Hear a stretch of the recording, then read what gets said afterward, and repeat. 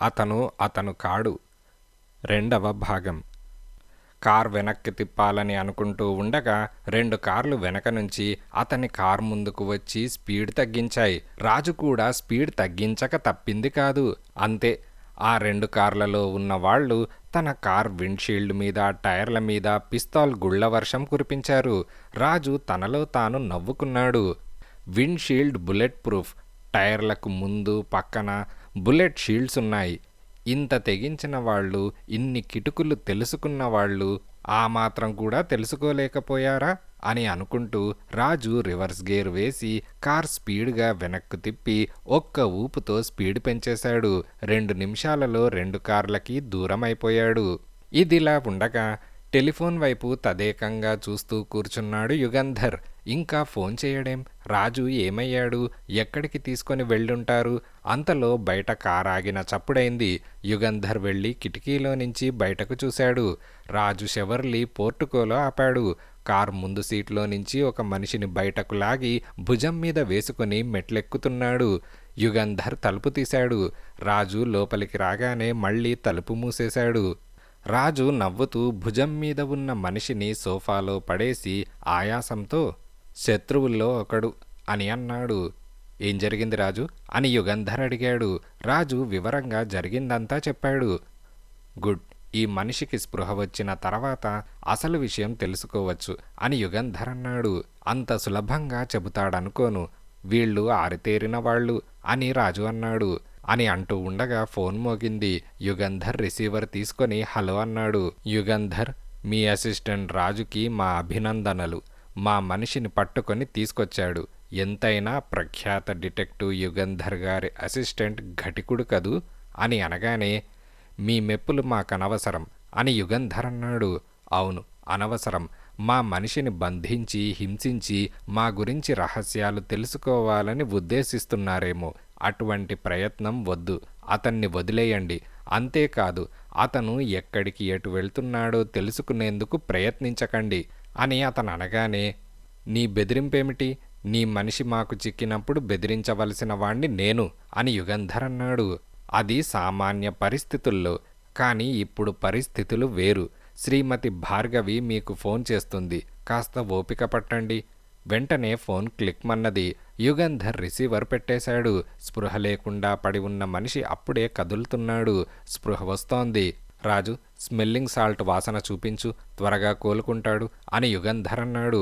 అంతలో మళ్ళీ ఫోన్ మోగింది. హలో, యుగంధర్ గారున్నారా అని అనగానే, ఎస్, యుగంధర్ హియర్ అని యుగంధర్ అన్నాడు. నేను భార్గవిని అని అన్నది. కంఠస్వరం గుర్తుపట్టాను. చెప్పండి అని అనగానే, పొద్దున్న మీకు ఫోన్ చేశాను. మీరొక మనిషిని పట్టుకున్నారు. అంటే మీ అసిస్టెంట్ రాజు అని భార్గవి అనగానే, అవును అని యుగంధర్ అన్నాడు. దయచేసి ప్లీజ్ నా కోసం అతన్ని వదిలేయండి అని అన్నది. సారీ మేడం, పిస్తాల్తో బెదిరించి రాజుకు హాని తలపెట్టిన ఒక దుర్మార్గుణ్ణి నేను వదిలిపెట్టలేను అని యుగంధర్ అన్నాడు. యుగంధర్ గారు, మీ కాళ్ళు పట్టుకొని వేడుకుంటున్నాను. అతన్ని మీరు తక్షణం వదిలేయకపోతే నా ప్రాణానికి ముప్పు, ప్లీజ్ అని భార్గవి ఏడుస్తోంది. ఏమమ్మా, అసలు నీకు వచ్చిన కష్టమేమిటి? ఎవరు నిన్ను చంపడానికి ప్రయత్నిస్తున్నారు? పెద్ద ఉద్యోగంలో ఉన్నదానివి. పోలీసులు, అవసరమైతే సిబిఐ, ఇంకా అవసరమైతే ఆర్మీ ఇంటెలిజెన్స్ నీకు రక్షణగా ఉంటారు. ఎందుకలా కంగారు పడతావు అని యుగంధర్ అనగానే, దయచేసి నన్నేమీ ప్రశ్నలు అడక్కండి. ప్లీజ్ అతన్ని వదిలేయండి తక్షణం, లేదా ఇంకో 5 నిమిషాల్లో నా ప్రాణం పోతుంది. అంతే అంతే నేను చెప్పగలను అని భార్గవి అన్నది. పిస్తాల్ పట్టుకొని నీ వెనక నిలబడి ఎవరన్నా నిన్ను బెదిరిస్తున్నారా అని యుగంధర్ అనగానే, ప్లీజ్ మీ ప్రశ్నలకు వేటికి నేను జవాబు చెప్పలేను. అతన్ని వదిలేయండి, వదిలేస్తానని మాటివ్వండి అని ఆమె అనగానే, ఆల్ రైట్, అతన్ని వదిలేస్తాను అని యుగంధర్ అన్నాడు. థ్యాంక్స్, 1000 కాదు 1,00,000 థ్యాంక్స్ అని భార్గవి రిసీవర్ పెట్టేసింది. యుగంధర్ భార్గవితో మాట్లాడి రిసీవర్ పెట్టేటప్పటికీ ఆ మనిషికి పూర్తిగా స్పృహ వచ్చింది. క్షణం పాటు అటూ ఇటూ చూశాడు. నేనెక్కడున్నాను అని అడిగాడు. ఎక్కడుంటేనేం, వెళ్ళు, తక్షణం మీ ఇంట్లో నుంచి వెళ్ళిపో అని యుగంధర్ కోపంగా అన్నాడు. అతను లేచి నిల్చున్నాడు. రాజు ఆశ్చర్యంతో యుగంధర్ని చూస్తున్నాడు. థ్యాంక్స్ అని అతను తనే తలుపు తెరుచుకొని బయటకు చీకట్లోకి వెళ్ళిపోయాడు. అదేమిటి సార్ వెళ్ళిపోనిచ్చారు? నేను వెళ్ళనా, వెనక వెంబడించనా అని రాజు అడిగాడు. వద్దు, కూర్చో అని తనకి భార్గవికి జరిగిన సంభాషణ చెప్పి, శ్రీమతి భార్గవి ఏదో చాలా పెద్ద ఇబ్బందిలో ఇరుక్కున్నది. నా సహాయం కోరింది. కానీ నేనామెను కలుసుకునే అవకాశం లేకుండా ఈ శత్రువులు, వీళ్ళెవరో కూడా మనకు తెలియదు, ఆటంకాలు కల్పిస్తున్నారు అని యుగంధర్ అనగానే, అయితే ఇప్పుడేం చేస్తారు అని రాజు అడిగాడు. ఒక్కటే మార్గం, తప్పదు అంటూ రిసీవర్ తీసి ఒక నెంబర్ తిప్పాడు యుగంధర్. ఇదిలా ఉండగా మరో 3 మాత్రలు కాంపోజ్ వేసుకున్న ఆ రాత్రి భార్గవికి నిద్ర పట్టలేదు. రకరకాల ఆలోచనలు, భయం. తెల్లారక ముందే లేచి స్నానం చేసి డ్రెస్ చేసుకున్నది. ఈరోజు చాలా త్వరగా తయారయ్యావు, ఏమిటి విశేషం అని ఆమె భర్త మోహన్ అడిగాడు. త్వరగా ఆఫీస్కి వెళ్ళాలి అని ఆమె అనగానే, ఎందుకు, మీ డైరెక్టర్ 10 గంటలకు కానీ రాడుగా, అయినా నువ్వలా పీక్కుపోయిన మొహంతో, ఎర్రబడిన కళ్ళతో ఆఫీస్కి వెళ్తే నీ మొహమే చెప్పేస్తుంది ఏదో జరుగుతోందని. మనం రహస్యంగా దాచినది బయటపడుతుంది. రవి మనకు దక్కడు అని మోహన్ అన్నాడు. భార్గవి అద్దంలో మొహం చూసుకొని దిగులుగా నవ్వి, రాత్రి సరిగ్గా నిద్రపట్టలేదని ఏదో సాకు చెప్పాలి, డైరెక్టర్ రాకముందు ఆయన గదిలోకి వెళ్తే అని ఆమె అన్నది. అదా, వెరీ గుడ్ ప్లాన్, కానివ్వు అని మోహన్ అన్నాడు. ఎందుకు త్వరగా ఆఫీస్కి వెళ్ళాలని తను అనుకున్నదో తనకే తెలియదు. ఏమీ ఆలోచించలేదు. డ్రైవర్ని కార్ పోర్టుకోలోకి తీసుకురమ్మంటాను అని మోహన్ అన్నాడు. భార్గవి తల ఊపింది. మరొకసారి తనను తాను అద్దంలో చూసుకున్నది. డ్రెస్సింగ్ టేబుల్ మీద ఉన్న తన కొడుకు రవి ఫోటోని 2 చేతుల్లోకి తీసుకొని ఫోటోకి ముద్దు పెట్టుకొని మళ్ళీ అక్కడే పెట్టేసి హై హీల్స్ షూస్ వేసుకొని టకటకా మెట్లు దిగింది. హలో, మోహన్తో పాటు మరో 4 మగవాళ్లున్నారు. వాళ్లలో ఒకరు పోలీస్ యూనిఫామ్లో ఉన్నారు. This is nonsense. భార్గవి ఎవరో అనుకుంటున్నారు, డెప్యూటీ డైరెక్టర్. వాళ్ళ డైరెక్టర్ అనుమతి లేకుండానా అని మోహన్ అరుస్తున్నాడు. ఏంటి మోహన్, ఏమిటి గొడవ అని భార్గవి అడిగింది. వీళ్ళు పోలీస్ ఆఫీసర్ ఒకడు, సిబిఐ వాళ్ళిద్దరూ, మిలిటరీ ఇంటెలిజెంట్ వాడొకడు అని కోపంగా మోహన్ అన్నాడు. ఏం పని మీద వచ్చారు అని భార్గవి అనగానే, క్షమించండి, పై అధికారుల ఆజ్ఞానుసారం మా డ్యూటీ మేము చేయడానికి వచ్చాం. మీ భర్త మోహన్ గారు అనవసరంగా టెంపర్ పోగొట్టుకుంటున్నారు అని వాళ్లలో ఒకరన్నాడు. ఏమిటి మీ డ్యూటీ అని భార్గవి అడిగింది. ఇదిగో వారెంట్, అఫీషియల్ సీక్రెట్స్ యాక్ట్ ప్రకారం మిమ్మల్ని అరెస్ట్ చేస్తున్నాం అని వారెంట్ అందించాడు ఒక ఆఫీసర్. అఫీషియల్ సీక్రెట్స్ యాక్టా, నేనా అని భార్గవి ఆశ్చర్యపోయింది. ప్లీజ్, మాతో ఏమీ చెప్పనవసరం లేదు, పై అధికారులతో చెప్పండి. ఇప్పుడు మీరేం చెప్పినా తర్వాత ఆ విషయాలు మీరిచ్చిన వాంగ్మూలంగా పరిగణిస్తాం. మీ అడ్వకేట్కు తెలియజేయండి అని ఇంకో ఆఫీసర్ అన్నాడు. నాకు అడ్వకేట్ లేడు అని భార్గవి అనగానే, నేనేర్పాటు చేస్తాను, గంటలోపున బెయిల్ మీద విడిపిస్తాను అని మోహన్ అరిచాడు. ఆ ఏర్పాటు చేయండి. భార్గవి గారు వస్తారా అని ఒక ఆఫీసర్ చాలా మర్యాదగా అడిగాడు. ఇలాగేనా, చేతికి సంకెళ్ళు అని భార్గవి అనగానే, ప్లీజ్, చాలా అయిష్టమైన పని చేస్తున్నాం. మీలాంటి పెద్ద ఆఫీసర్ని అరెస్టు చేయడం మాకు మాత్రం ప్లెజెంట్గా ఉంటుందా అని ఒక ఆఫీసర్ అనగానే భార్గవి ఆ ఆఫీసర్తో కారెక్కింది.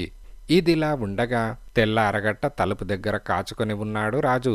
ఇంకా పూర్తిగా వెలుగు రాలేదు. Cycle bell చప్పుడైంది. రాజు తలుపు తీశాడు. 4 ప్లాస్టిక్ సంచీలు పాలు తీసుకుని వచ్చి వసారాలో పెట్టి పాలు తెచ్చే ముసలతను వెళ్ళిపోతున్నాడు.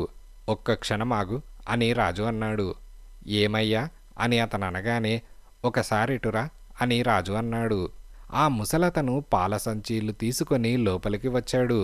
నువ్వు మాకొక సహాయం చేయాలి అని రాజు అన్నాడు. నేను మీకు సహాయమా సార్, ఇంకో 2 సంచీల పాలు కావాలా అని అనగానే, కాదు, చెబుతాను విను, నీకు 100 రూపాయలు ఇస్తాం, కానీ ఈ విషయం ఎవరికీ చెప్పకూడదు అని అనగానే, చెప్పండి, చేతనైతే చేస్తాను అని ఆ ముసలతనన్నాడు. రాజు చెప్పాడు, నాకు అభ్యంతరం లేదు, కానీ పాల సంచీలు అందరికీ అని అనగానే, నీ దగ్గర చిరునామాల జాబితా ఉందా అని రాజు అడిగాడు. ఉన్నది అని ముసలతనన్నాడు. అయితే ఇబ్బందేమీ లేదు, పాల సంచీలు జాగ్రత్తగా వాళ్లకు చేరుస్తాం, నువ్వు హాయిగా గదిలోకి వెళ్ళి పడుకో అని రాజు అన్నాడు. ఇదిలా ఉండగా సైకిల్ బెల్ మోగింది.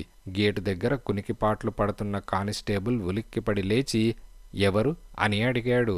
పాలు అని అనగానే ఇందాకేగా పాలిచ్చి వెళ్ళాడు అని కానిస్టేబుల్ అనగానే అమ్మగారు ఎక్స్ట్రా పాలు కావాలన్నారు, తెచ్చాను అని 2 సంచీలు పాలు చూపించాడు ఒక ముసలతను. సరే వెళ్ళు అని సైకిల్ తొక్కుకుంటూ ముసలతను గేటు దాటి లోపలికి వెళ్ళాడు. సైకిల్ పనివాళ్లుండే వైపుకు తీసుకెళ్లి టంగ్ టంగ్ మని బెల్ మోగించాడు. ఎవరది అని నిద్రమత్తులో నౌకర్ అరిచాడు. పాలు అని అనగానే ఇందాక పాలు తెచ్చిచ్చాడు అని అన్నాడు.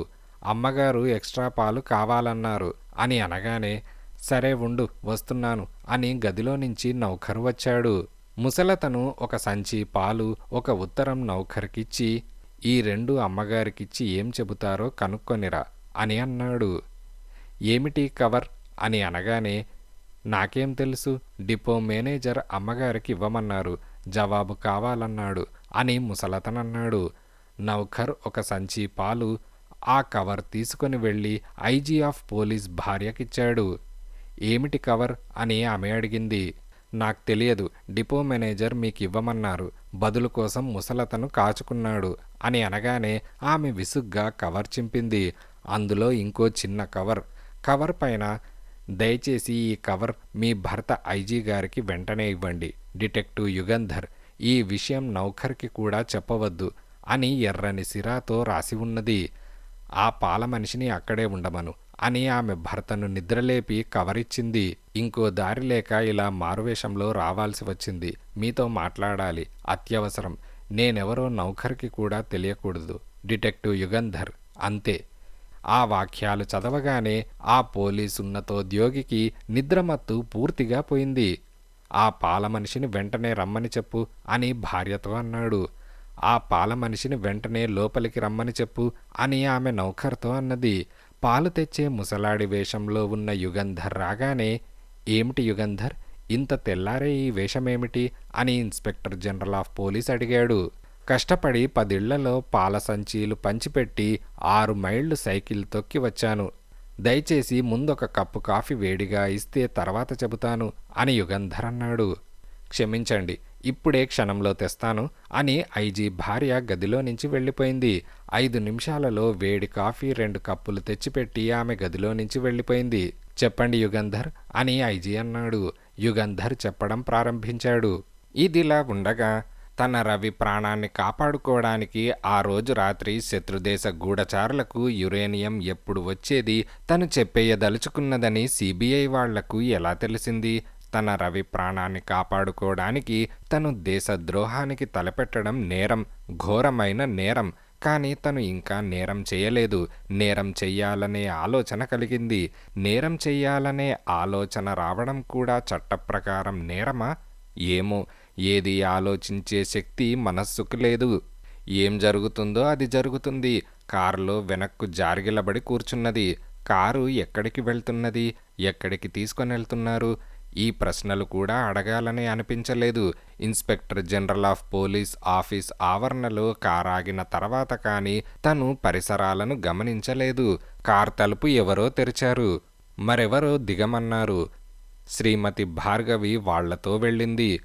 కూర్చోండి అని మరెవరో అన్నారు. కూర్చున్నది. ఆజాను బాహువు, 6 అడుగుల 3 అంగుళాల పొడుగు, వెడల్పైన ఛాతీ, కండలు తిరిగిన శరీరం, కళ్లలో తెలివి తేజస్సు మాత్రమే కాక దయా జాలి. అతన్ని చూస్తేనే లేచి నిల్చోవాలనిపించింది. లేవబోయింది. లేవవద్దన్నట్లు సైగ చేసి చేతికి ఒక కాగితమిచ్చాడు. బిగ్గరగా చదవకండి, చదివిన తర్వాత కూడా దయచేసి మాట్లాడకండి. పక్కన గదిలోకి వెళ్ళి మీ హ్యాండ్ బ్యాగ్, వేలి ఉంగరాలు, మెడలో గొలుసులు, లాకెట్లు, చేతి గడియారం, ఇంకా ఏమైనా ఆభరణాలలో వస్తువులో ఉంటే వాటిని తీసేసి అక్కడే బల్లమీద ఉన్న పెట్టెలో పెట్టి మూసేసి ఒకసారి చీర పూర్తిగా విప్పుకొని చీరకు ఏవైనా ఎలక్ట్రానిక్ మైక్రో డివైస్ వంటివి ఉన్నాయేమో పరీక్ష చేసుకొని మీ వద్ద అటువంటిదేదీ లేదు అని నిశ్చయించుకున్న తర్వాత మళ్ళీ ఈ గదిలోకి రండి. మీ మిత్రుడు. ఉత్తరం చదివి అర్థం కానట్టు బెదురు చూపులు చూసింది శ్రీమతి భార్గవి. ఒక చిన్న నవ్వు నవ్వి తలుపు వైపు చెయ్యి చూపించాడు. అతని ఆజ్ఞను పాటించకపోవడం సత్ప్రవర్తన కాదనిపించింది ఆమెకు. అతని మీద కలిగిన గౌరవం అలాంటిది. లేచి పక్కన గదిలోకి వెళ్ళిపోయింది. సరిగ్గా పావుగంట తర్వాత తిరిగి వచ్చింది. అతను వెళ్ళి అవతల గదికి ఈ గదికి మధ్య ఉన్న తలుపు గట్టిగా మూసి, కూర్చోండి భార్గవి గారు, మీరు నన్నింతకు పూర్వం చూడలేదు. నాతో ఫోన్లో మాట్లాడారు. నేనే డిటెక్టివ్ యుగంధర్ని అని యుగంధర్ అన్నాడు. ఇదిలా ఉండగా భార్గవిని ఆఫీసర్లు కారులో తీసుకుని వెళ్ళిపోగానే మోహన్ చిందులు తొక్కుతూ భార్గవి పై అధికారి అయిన డైరెక్టర్కి ఫోన్ చేసి చెప్పాడు. వాట్ నాన్సెన్స్, ఎవరికో మతిపోయింది. భార్గవినేమిటి అఫీషియల్ సీక్రెట్ యాక్ట్ నిబంధనల ప్రకారం అరెస్ట్ చేయడమేమిటి? నేను మాట్లాడతాను, మీరు కంగారు పడకండి అని Kalpakkam atomic research centre director Narayana అన్నాడు. ఎస్, దయచేసి మీరు కల్పించుకోవాలి, లేదా భార్గవి మీద లేనిపోని కేసులు బనాయిస్తారు ఈ పోలీసులు. అయినా ఎందుకైనా మంచిది, బెస్ట్ క్రిమినల్ లాయర్ని ఏర్పాటు చేసి వెంటనే బెయిల్ మీద విడిపించేందుకు ఏర్పాటు చేస్తాను అని మోహన్ అన్నాడు. గుడ్, మీరా పని చేయండి, నేను చేయగలిగింది నేను చేస్తాను అని నారాయణన్ అన్నాడు. ఇదిలా ఉండగా శ్రీమతి భార్గవి గారు, డాక్టర్ అనాలా అని నవ్వి, అఫీషియల్ సీక్రెట్స్ యాక్ట్ ప్రకారం మిమ్మల్ని అరెస్ట్ చేయడం ఇదంతా కేవలం నేనాడించిన నాటకం. మీ మీద ఏ విధమైన ఆరోపణ లేదు. నన్ను మీరు కలుసుకోవాలని కోరారు. మనం కలుసుకోకుండా ఎవరో చాలా ప్రయత్నం చేశారు. కలుసుకుంటే నా ప్రాణము మీ ప్రాణము తీస్తామని బెదిరించారు. ఇప్పుడు ఎవరికీ తెలియకుండా ఇక్కడికి వచ్చాము. నేను పోలీస్ యూనిఫామ్లో ఉన్నాను. నేను పోలీస్ అధికారిని కాను. శత్రువులు నన్ను గుర్తుపట్టకుండా ఉండేందుకే ఈ వేషం వేసుకున్నాను అని యుగంధర్ అనగానే ఒక పోలీస్ కానిస్టేబుల్ 2 కప్పుల కాఫీ తెచ్చి బల్ల మీద పెట్టి తలుపు మూసి వెళ్ళిపోయాడు. నేను ప్రైవేట్ డిటెక్టివ్ని. నాతో మీరు చెప్పే విషయాలన్నీ ప్రివిలేజ్డ్ కమ్యూనికేషన్స్. అంటే ఎటువంటి పరిస్థితుల్లోనూ నేను మీరు చెప్పే విషయాలు మీ అనుమతి లేనిదే ఎవరికీ చెప్పకూడదు. చదువుకున్నారు, ఇంకా వివరించి చెప్పనవసరం లేదు.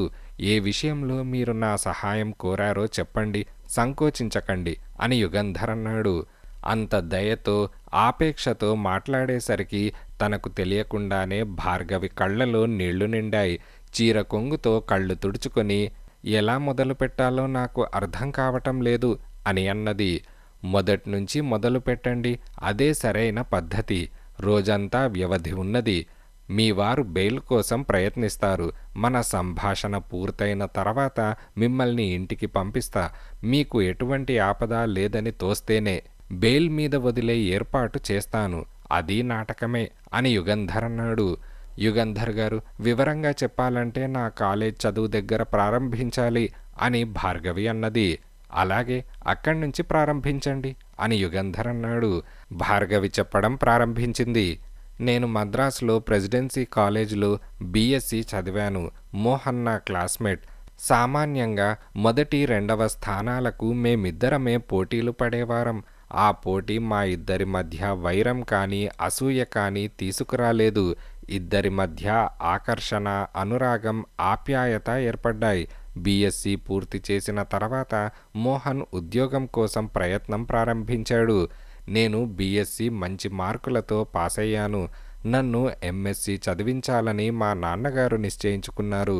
మోహన్కి అక్క చెల్లెళ్ళు, అన్నదమ్ములు లేకపోయినా వాళ్ళ నాన్నకు ఒక ఉద్యోగం, నికరంగా నెలకు ఇంత సంపాదన అని లేకపోవడం వల్ల పై చదువు చదవడానికి మోహన్కి అవకాశం లేకపోయింది. అందుకే రిజల్ట్స్ రాకముందే ఏదో కంపెనీలో మెడికల్ రిప్రజెంటేటివ్గా ఉద్యోగంలో చేరాడు. నాకు ఆంధ్ర యూనివర్సిటీలో న్యూక్లియర్ ఫిజిక్స్కి ఎంఎస్సికి విశాఖపట్నంలో సీటు దొరికింది. నేను విశాఖపట్నం వెళ్ళిపోయాను. అయినా తరచూ ఉత్తరాలు రాసుకుంటూనే ఉండేవాళ్ళం. ఎంఎస్సి అయిన తర్వాత నేను రీసెర్చ్ ప్రారంభించి డాక్టరేట్ సంపాదించాను. తర్వాత బొంబాయిలో అటామిక్ రీసెర్చ్ సెంటర్లో ఉద్యోగం దొరికింది. 2 ఏళ్లు బొంబాయిలో ఉద్యోగం చేసిన తర్వాత నన్ను మద్రాస్కి కాల్పికం అటామిక్ రీసెర్చ్ సెంటర్కి బదిలీ చేశారు. నాకు ఒక అన్న, ఒక చెల్లెలు, ఒక తమ్ముడు ఉన్నారు. మా అన్న కెమికల్ ఇంజనీర్, బరోడాలో ఉద్యోగం చేస్తున్నాడు. నా చెల్లెలు బీఎస్సీ చదివింది, పెళ్ళైంది, 2 పిల్లలు. నా తమ్ముడు ఎంఏ పాస్ అయి కొంతకాలం ఇక్కడ లెక్చరర్గా పనిచేసి ఈ మధ్య లిబియాకి వెళ్ళాడు. అక్కడ అతనికి ఉద్యోగం దొరికింది. ఇది నా ఫ్యామిలీ బ్యాక్గ్రౌండ్. పెళ్లి కాలేదు కనుక మా నాన్న అమ్మ నా దగ్గరే ఉండేవారు. మా నాన్న నాకు పెళ్లి సంబంధాలు చూస్తూనే ఉన్నారు. నేను మద్రాసుకు బదిలీ అయిన వారం రోజుల తర్వాత మోహన్ని కలుసుకున్నాను. కాకతాళీయంగా జరగలేదు. మోహన్ సదరన్ ఫార్మసిటికల్స్లో పనిచేస్తున్నాడని తెలుసు. అతనికి ఫోన్ చేసి ఇంటికి రమ్మన్నాను. వచ్చాడు. ఎప్పుడో కొన్నేళ్ల క్రితం తెగిపోయిన మా అనుబంధం మళ్ళీ చిగురేసింది. తను తక్కువ చదువుకున్నానని, తన ఉద్యోగం చిన్నదని, తన జీతం కూడా చాలా తక్కువ అని మోహన్లో ఇన్ఫీరియారిటీ కాంప్లెక్స్ ఉండేది. మొదట్లో ఒకళ్ళను ఒకళ్ళు అర్థం చేసుకొని ప్రేమించుకున్న తర్వాత ఈ తారతమ్యాలు సుఖ జీవనానికి అడ్డురావని, తనకన్నా ఏ విధంగానూ నేను గొప్పదాన్నని అనుకోవడం లేదని, నాకు కలిగిన అవకాశం అతనికి కలిగి ఉంటే నాకన్నా గొప్ప చదువు చదివి పెద్ద ఉద్యోగంలో ఉండేవాడని అతనికి ఎన్నోసార్లు నచ్చచెప్పాను. నిజం చెప్పాలంటే నేనే ఎక్కువగా బలవంతం చేశాను. పెళ్లికి ఒప్పించాను అని శ్రీమతి భార్గవి అన్నది. మరి మీ వాళ్ళు ఒప్పుకున్నారా అని యుగంధర్ అడిగాడు. ఎందుకు ఒప్పుకుంటారు?